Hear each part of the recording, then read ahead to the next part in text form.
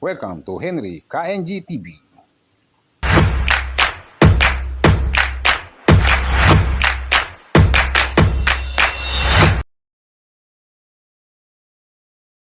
Magandang hapon po. Ngayon po ay magluluto tayo ng butchi. Ito po yung nagawa ng butchi ni Mrs. Bali ito po ay glutinous rice. Yan po yung glutinous rice. Kasi minimix po niya sa tubig at saka sa asukal. Tapos nga po yan. Ayan na po yung na-mix niya. Tapos po ito yung sesame seeds. Papagulungin lang. I-roll lang po dyan. Papagulungin lang. Tapos ay pahinga po ng konti. Ngayon po ay pwede na pong iluto nun. Ano ba ang gagawin mo dyan? Basta i-roll lang po niya dyan yan. Tapos nga po pala ako may nakasalang na po sa kawali. Ito po yung nakasalang ko na butchi. Bali, ito po yung 2 litrong mantika. Mas maganda po kasi nakalubog yung butchi para mas pantay-pantay po yung luto niya. Naka lang po tayo, naka medium fire lang po tayo. Bali, gumagamit po ako ng talyase para mas maraming pumasya. Ayan po. Ay ilalakas ko lang po ako nito kapag nagsisimula na siyang kumulo ng kumulo. Ito po yung iba, naka-ready. Ayan po, ganito po yung proseso ng pagbibirot ng butchi.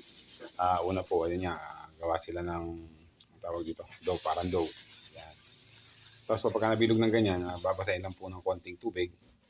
At tapos po yan, i-roll na po dito sa sesame seeds. Ayan po. Kasi rest lang po ng mga ilang minuto, pwede na po iprito nun. Ayan po, ganyan po yung pagluluto ng butchi. Medyo madiwara lang, matrabaho po siya. Kasi po kailangan ng dyan. Maingat na pagbilog o tender love and care. Ayan po, ganyan yung bilog na bilog siya.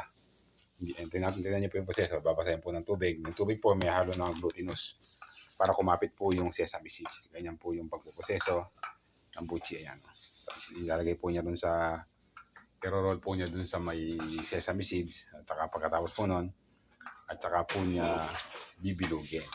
Ganyan po. Kaya po matrabaho. Yan po niya.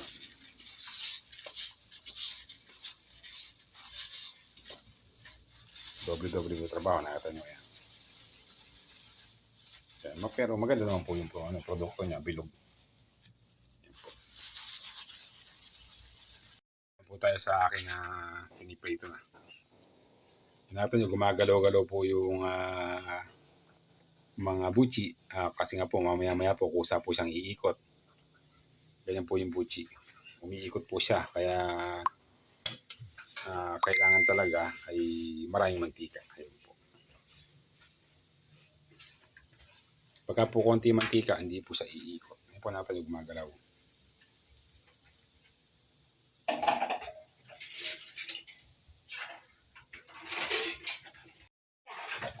Ayan po, pwede na po natin lakasan yung apoy niyan. Ayan, lakasan ko na po yung apoy para, para maluto na siya yung niya. Kasi po, naluto na po yung loob niyan. Namagana po siya, kaya ayan po. Lulutuin na po natin ang tuluyan niya yan. Nakita niyo po, dahan-dahan gumagalaw yung butchi. Makikita niyo po, yan po ay iikot. Po, nasisimula na mag-pack. Bali, dalawa po yung lalagyan namin. Ito po yung canister. At saka yan po sa may bilao. Yan po yung namin. I-deliver ko po ngayon yan. Pero may niluluto pa po ako sa labas.